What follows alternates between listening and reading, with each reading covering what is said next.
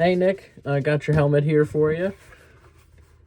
I'd already sent you some photos of it, but as you can see, came out really nicely.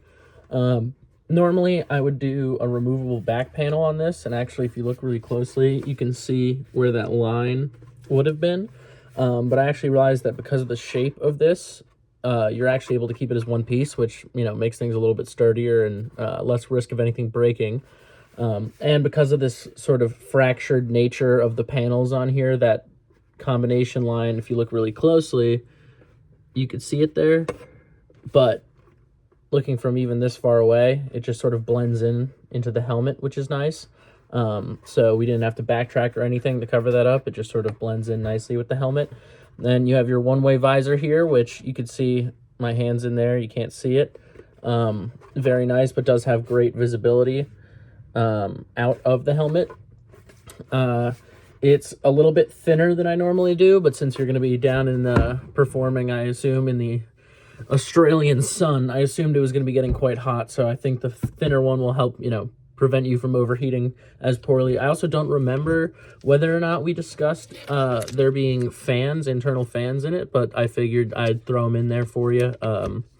Just err on the side of caution and assume we did discuss that. So here are those fans right here.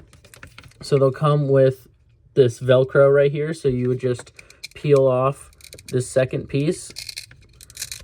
That's strong.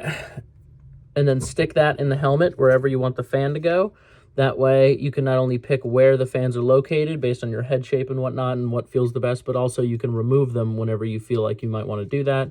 And you'll also see they have, this is the side that should face your head. It has this fan cover that I printed and put on here so that your hair doesn't get sucked up into that fan, but you could still have it on the side of your head. And that way the flat side can have the Velcro. So there's going to be two of these. You can put them however you'd like, but my recommendation would be to have one. They are directional, so out of here is where that would be going. My recommendation would be to have one of them pushing air out of the helmet and one of them circulating air in the helmet, so it gets that air circulation going around. And they are both, Velcro came off this one, of the twist tie. They are both USB powered, so if you just have a power bank in your pocket and these are in the helmet, you can run the wires either outside or under your shirt straight down to your pocket and have them powered through a power bank in your pocket, so you're still mobile.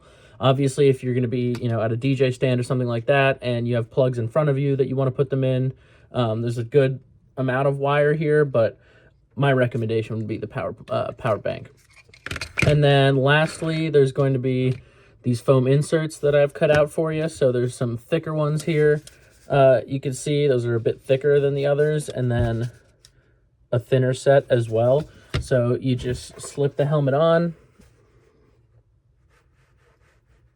and you can see when you wobble your head, you'll feel where there's space in the helmet, and you would just use super glue or hot glue or whatever you have around, glue one of these strips in, try and keep it symmetrical, so like the temples is a good place, or the back of the head.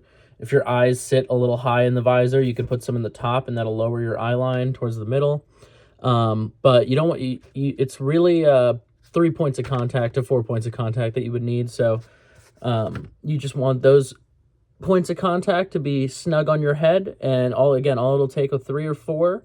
And when you put the helmet on, those will hold it in place so it doesn't wobble. And then if you have any extras, you know, you can put them elsewhere for comfort if you like, or whatever you feel like doing. But this should be more than enough for what you're doing in there. And if you put a strip in and there's still room, you can just glue another one directly on top to make it even thicker, and use these for the smaller adjustments. So I think that covers everything. I'm going to take this over to the post office and get it shipped out to you today. Thanks.